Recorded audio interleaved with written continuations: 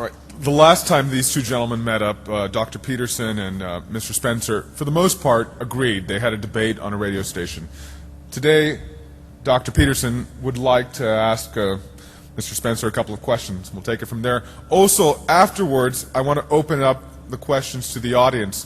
There are two microphones in the middle aisle, and we'll have a Q&A session with the audience afterwards, so you can ask both our panelists your questions. Right. Dr. Peterson, you can start. Okay. I assume this is on, yeah. I wonder if I could just respond to some things that were said. First of all, I want to stress, I am not one of those living in this fantasy world who thinks that Islam is peaceful right now. I think the Islamic world is dysfunctional right now, and clearly that the militant voices have the upper hand. They're winning. And the moderates, the people that I would like to see win, are on the defensive, if they're even doing that well. In many places they're simply silent, for various reasons, some of which are understandable and some of which bother me exceedingly much. I'm not opposed to Mr. Spencer's critique of Islam on many levels. I think it's sort of a bracing tonic, and I think there's much that the Islamic world needs to do to respond to the sort of critique that comes from Mr. Spencer. My problem with a lot of what he's done, I think, is not so much that it's wrong as that it's selective, that it's a prosecutor's brief, which has its legitimate function. But there's some things I'd like to say. I see my position, we're not really so much opposed here. You know, if this debate were a debate between polar opposites, you'd have someone arguing that Islam was intrinsically violent and someone arguing that it's intrinsically peaceful. I'm not going to argue that. I think that the elements justifying warfare are definitely there. This is certainly a very important part of the Islamic tradition, and it's something that Muslims need to deal with. My simple argument is that there's a lot of material there, and it's legitimate, it's in the tradition, that can be used by moderates. Yes, there is a broad consensus, and has been for a long time, about certain elements of jihadi teaching.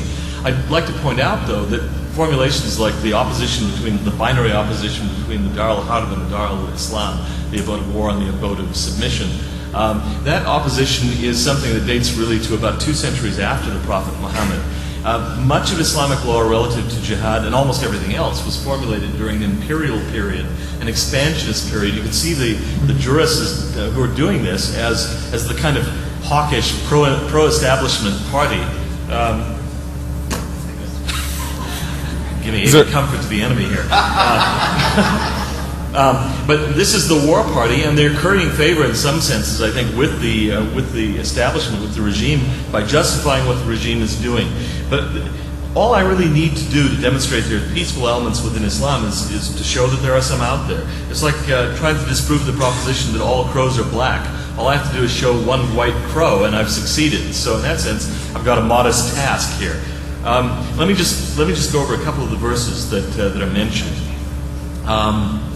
For example, it's said that the Quran explicitly teaches never-ending warfare against unbelievers. That is one of the things I expressly denied in my opening statement. The Quran, you could read it as simply referring to the specific wars that Muhammad was involved in 7th century Arabia. To generalize from that to a state of never-ending war against all the rest of the non-Muslim world is not a necessary entailment of those passages. Now, that it has been the entailment for a lot of Muslims, maybe the dominant tradition, is no doubt true. But I think there are other ways of reading it. For example, the so-called sword verse, Quran 9:5 reads, "And when the sacred months are over, slay the polytheists wherever you find them. Take them captive, besiege them, and lie in wait for them at every conceivable place." But the references in that verse to polytheists, it's not just non-believers, it's polytheists.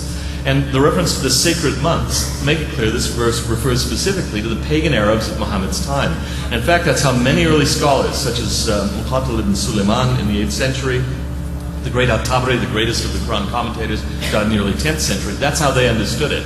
The verse that Mr. Spencer expressly quoted, conjoined with the sword verse, is Quran 9:29, which reads, "Fight against those who, despite having been given revelation before, do not believe in God nor in the last day, and do not consider forbidden that which God and His messenger have forbidden, and do not follow the religion of the truth until they pay the jizya with willing hand, having been subdued." Now this verse obviously doesn't refer to all Christians and Jews, but only to those who disbelieve in God and fail to forbid evil.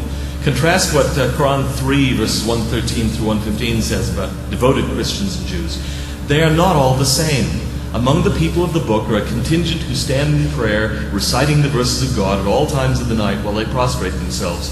These are they who believe in God on the last day, and enjoin what is right and forbid what is wrong.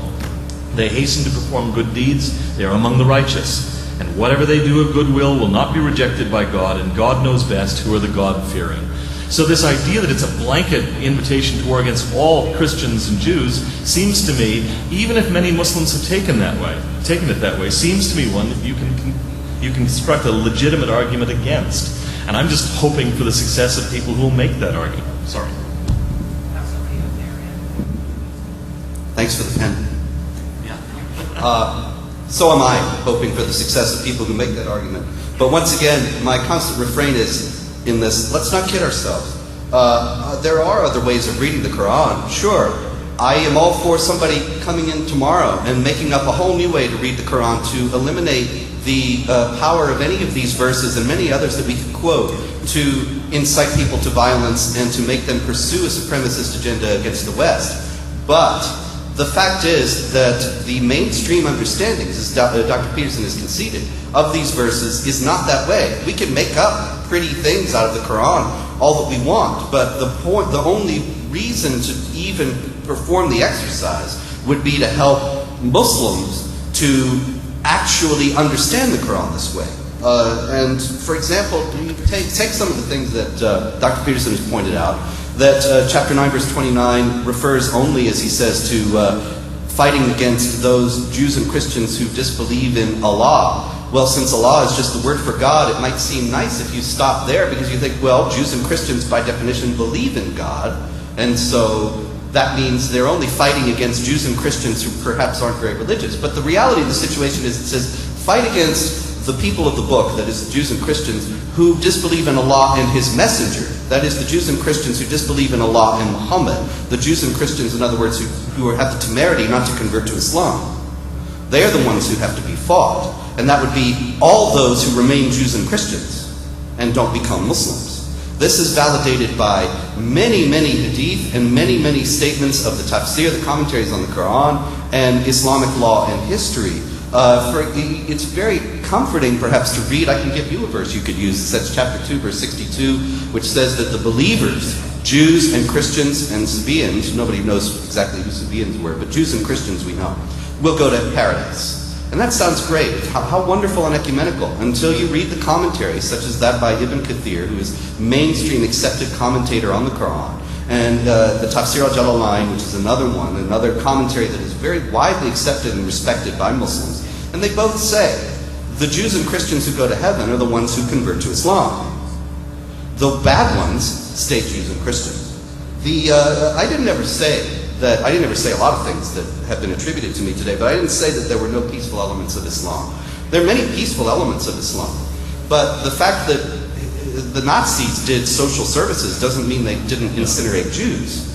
There are peaceful elements of Islam and wonderful elements of Islam. Beautiful. I wouldn't have studied Islam all these years if there weren't so many beautiful and compelling elements within it. But here again, we can't kid ourselves. There are also violent and supremacist elements of it that do exist and that Muslims believe. And no matter how we may make up some nice ways to get around them, until Muslims worldwide on a widespread basis start formulating those same kinds of ways to get around them, then we're just playing games and making ourselves feel better. And what is it? What's the expression? Playing shuffleboard on the bridge of the Titanic.